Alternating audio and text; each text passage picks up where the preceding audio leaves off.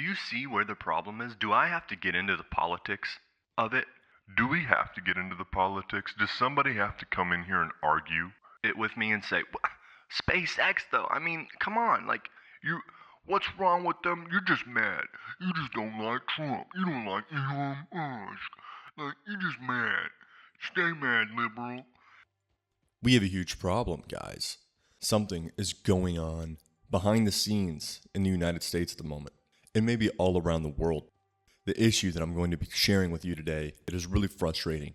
So let me just start off by saying I've been playing a ton of the video game you're seeing on screen here, Red Dead Redemption 2. I've been playing a ton of it because I've been infatuated with the wildlife and with the ecosystems and all these designed mechanics for this game that reflect wildlife in a very realistic way. It's really cool to see. It sparks my curiosity.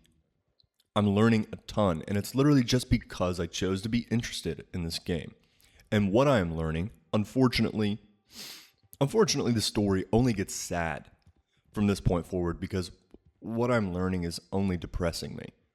Right? There's a little bit of love and success that comes out of this story that I'm sharing with you today, but really the whole point of this video is to give you the resources, or at least a tool, a resource to be able to become a little bit more aware, educate yourself just a little bit more on what is going on with protected wildlife in the world today.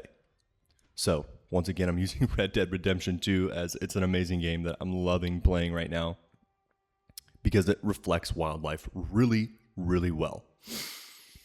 And I get to get really cool footage of wildlife and of really cool prairies and views and landscapes to show you, because it was fascinating to me, and it's amazing how well it can be used to spark that curiosity. Anyways, let's get back into it. There's a problem. And I think that part of the problem is not enough of us are equipped to handle or to talk about the problem. Okay? Right now, there is wildlife and ecosystems in the United States that are particularly under attack, whether it's from some legislation or corporational work. There seems to be a recurring theme in the past couple of years that is becoming really frustrating. Not just for me, but for many people. I'm only just now learning about what is going on.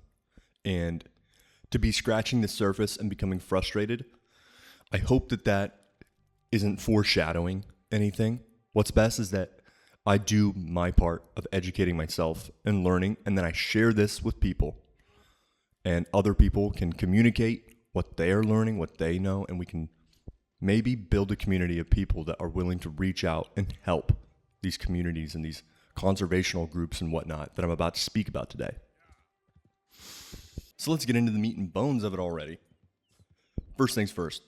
SpaceX is attempting to trade land with the National Fish and Wildlife Refuge Service, which is a problem because they're going to be trading roughly 683 lesser, damaged, already diminished and fondled land.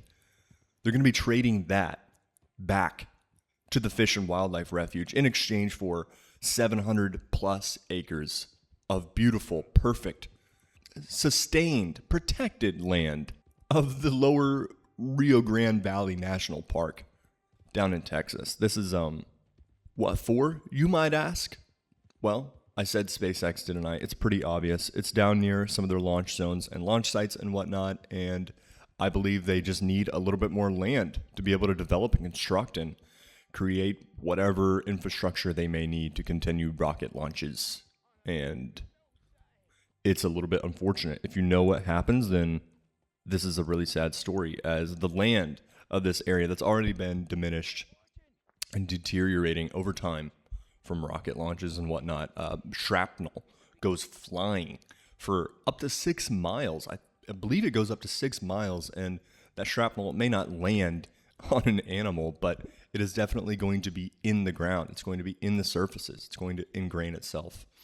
And these are millions and billions of little particles and probably trillions of even smaller particles, right? And this is a problem, okay? So on that note, where we're talking about just what this little thing 6 miles away from a launch zone can do. I want to talk to you a little bit about a bird that is in Red Dead Redemption 2, that I learned about in Red Dead Redemption 2. This is an amazing thing that it's just another example of how powerful a video game can be in order to give you perspective and to teach you and educate you some. We have a bird, the Carolina parakeet, that actually went extinct in the 1930s, early 1940s, and it was believed to go extinct a little bit beforehand, but a town of people believed to have seen these birds land across them. Like in the early 1900s, this town of people saw these green and red birds, just a flock of them, land all nearby their home and whatnot, and they just couldn't believe it. And a lot of people believe that was the last sighting of the Carolina parakeet before it was officially known to be extinct.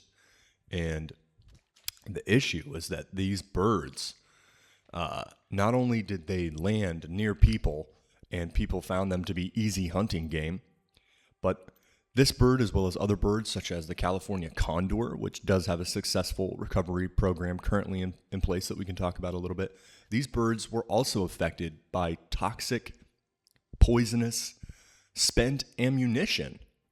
I mean, it's that simple. You could be hunting something totally different. You could be hunting an invasive species, but spent ammunition might affect other populations. In fact, it will. It's very important that you pick up your shells and whatnot when you're done with things like that. I'm not going to tell you can or can't hunt.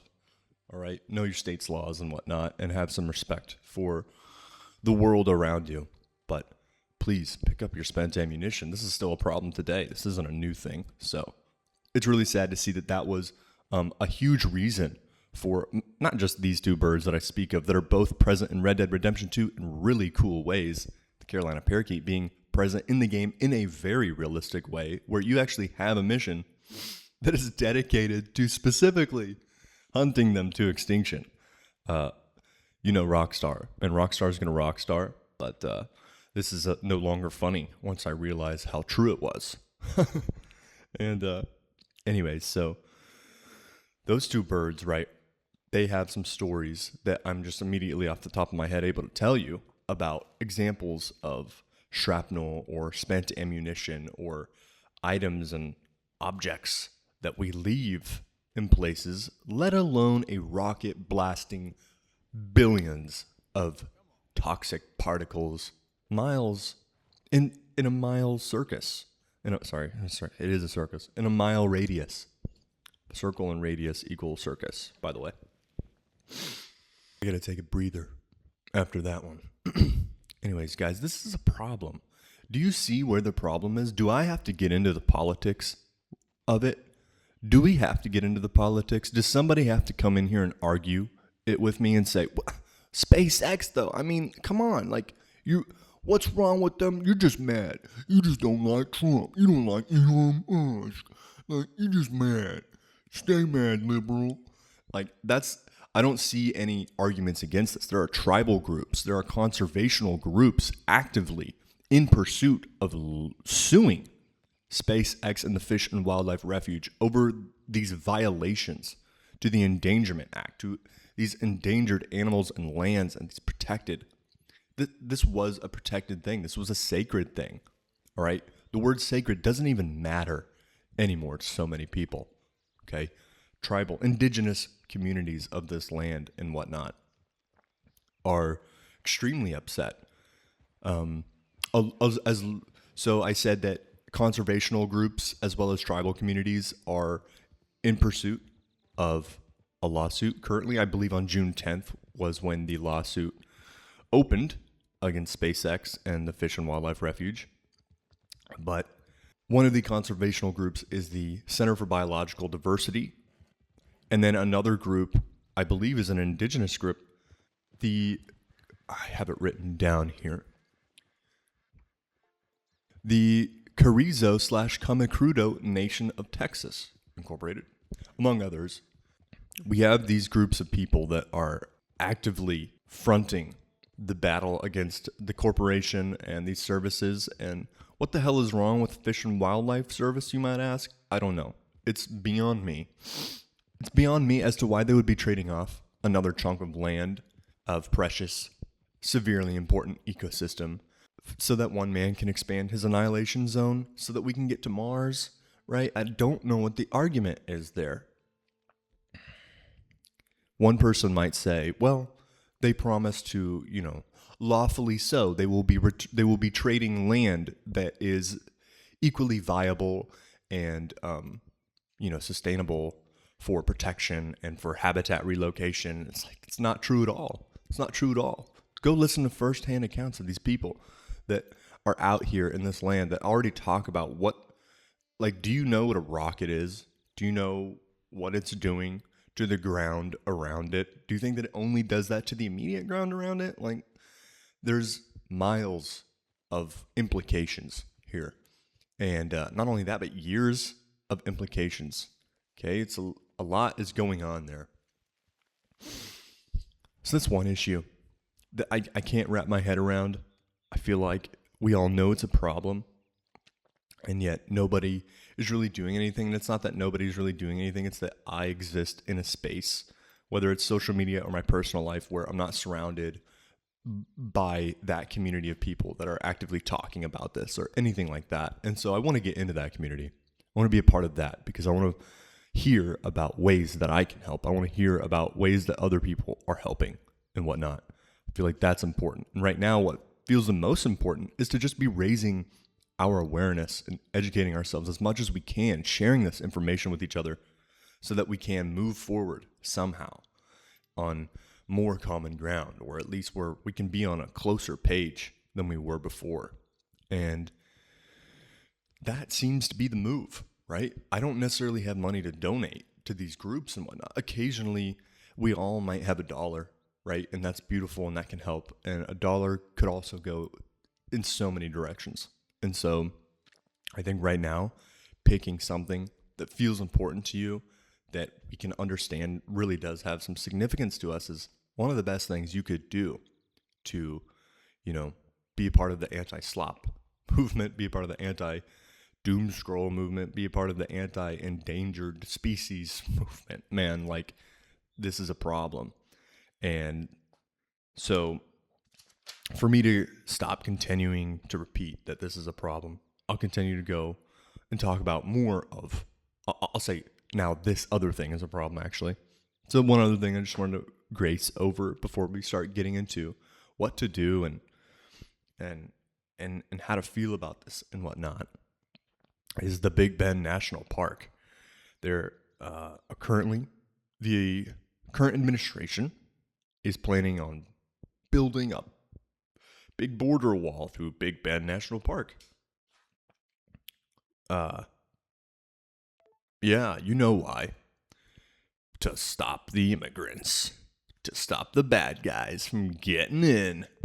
Because that's what's going on down in Texas. Down at the Rio Grande.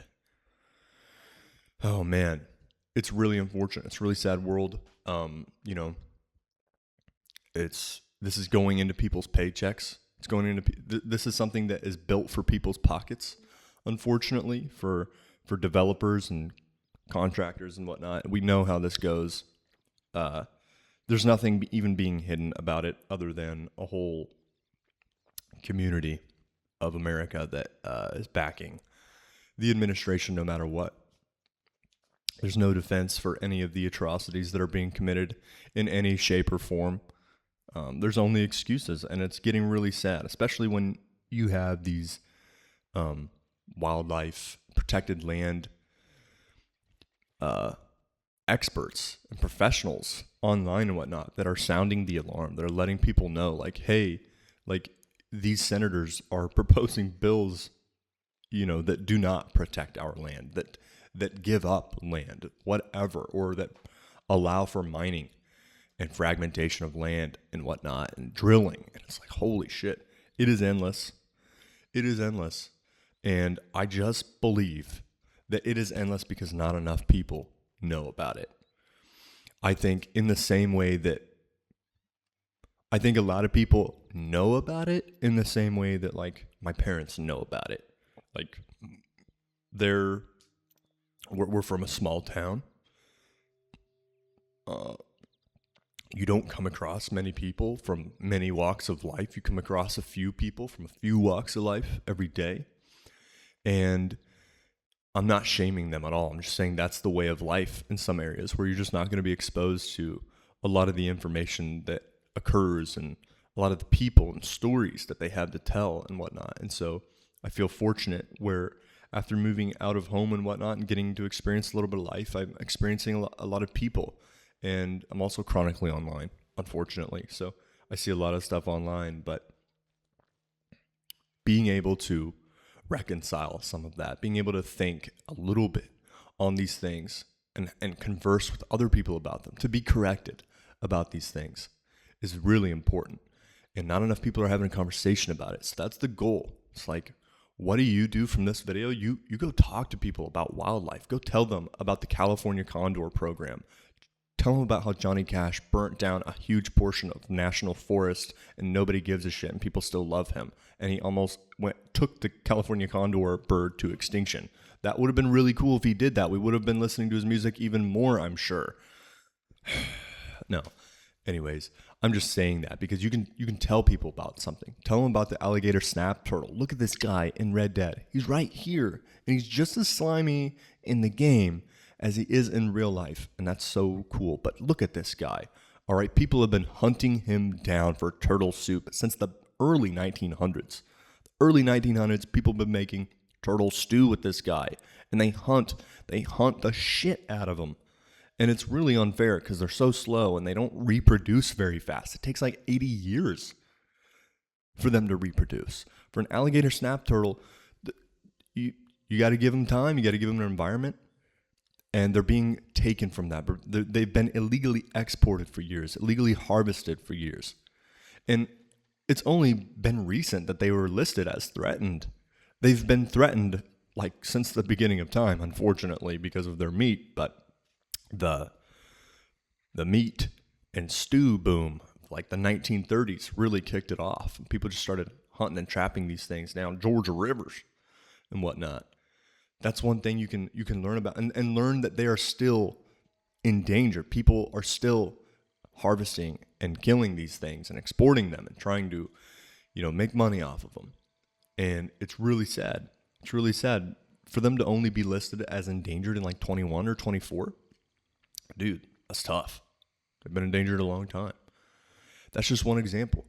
All right. The Center for Biological Diversity has a website online with a ton of information that you can use to educate yourself, to raise your awareness. And not only that, but they have ways to help on their website. So being able to get into that and see what all they have there is really cool, really powerful. They have some really beautiful, cute animals in there that you can learn about. And it's fascinating. Okay, it's the least you can do. If you don't know anything, it's the least you can do is go to their website and learn about what they do, right? And see how you could maybe help. And you should know that if you know nothing, learning something is everything. Opening that door is everything, okay? That's what I'm learning right now. And I think that's a beautiful thing. So that's where I'm going here, is that while everything is crashing and burning, while everything crashes and burns, we can still be standing. You don't have to fall down with the rest of it. You can keep moving, and I don't know, there's got to be something we can do, guys, because this whole situation is kind of harrowing. And to see that the current administration, the current administration sort of neglect our land and wildlife. And for that to be confusing for many people, I'm sure, because many people probably voted this administration in on behalf of the belief that it was pro-wildlife, pro-ecosystem, pro-nature. I'm sure that's really confusing and frustrating for a lot of people. And so that's where you have to understand that there's a lot of nuance to it, and that these administrations that are currently handling situations are not doing a great job, and they don't have you in mind. You think they might have you in mind, right? If you have an argument for the Big Bend border wall, you can put it in the comments. But it's probably best that you get into some of these websites and you just read what some of the firsthand accounts are of what happens here, right? If we go back to the Rio Grande Valley National Park where SpaceX is grabbing land, we have the endangered ocelot, which is just in that area. So a little bit of just a few of these ocelots that may be crossing the American region or whatnot from Mexico. It's right there at the border. I guess we could just throw a rocket in their faces and call it a day for them, or just relocate them somewhere else, right? It's a sad thing, but the best thing we can do is to become aware of it. Become aware of that. And if you do that, I think that you're already putting one foot in front of the other and you're in a good direction. Okay, I think any bad direction would just be to avoid and neglect, to be ignorant about the situation, to be like, no, fuck them animals, don't really care. Yeah, it's not a good look. But right now, it feels important to me. I make videos about gaming stuff and whatnot, but I really am finding something else that's calling me, and it's like sharing this information and learning it myself, that maybe someday I can help people on a real scale. Maybe someday I can really share helpful information and I can use that information myself as a resource, as a tool. And that'd be really cool. So I think that we can all do a little bit more to help. And if that's just starting by reading into these articles and getting to know a little bit more about these animals, dude, that's all you got to do. Learn about the animals and wildlife and ecosystem that you live around. Like, learn about that first. That's a good thing, because then you can kind of learn about how to tend and care for your area, for your community. Anyways, guys, I'm not sure where I'm cutting this part here from because I got really distracted for a moment there. But to conclude the video, I think it's important that we talk together and that we converse with each other about these things that may or may not be that important to us, but right now it's becoming more important to me, and I want to share it with people, and I want you to share your stories with me. I want you to share what you know with me. That's what this page can be about. That's what I want it to be about. All right, everybody, take care. Take care of your land. Take care of your community. At least do your best to learn about how you can. All right, everyone, have a good one. Doomin, Gloomin, peace out. Or peace out.